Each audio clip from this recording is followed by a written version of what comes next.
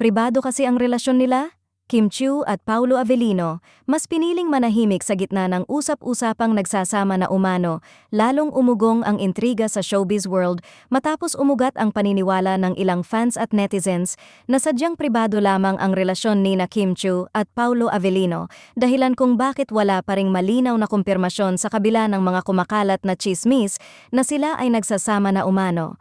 Ayon sa mga malalapit sa dalawa, pareho raw kasing may malinaw na paninindigan pagdating sa personal na buhay. Mas gusto nilang ilayo ito sa mata ng publiko.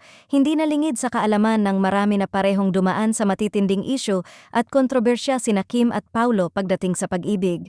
Kaya naman para sa ilang source, natural lang daw na piliin nilang maging tahimik at low-key kung sakaling may namamagitan man sa kanila. Wala raw itong kinalaman sa pagtatago, kundi sa pagprotekta sa kung anuman ang meron sila.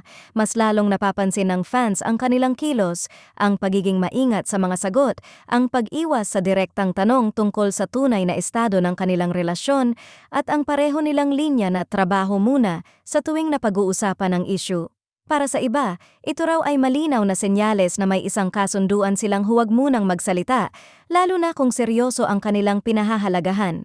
May mga netizens ding nagsasabing kung totoo mang may relasyon ang dalawa, hindi na rin nakapagtataka kung magli-live-in sila nang hindi ipinapaalam sa publiko. Sa panahon ngayon, mas pinipili na raw ng ilang artista ang tahimik na pamumuhay kaysa gawing public consumption ang kanilang love life.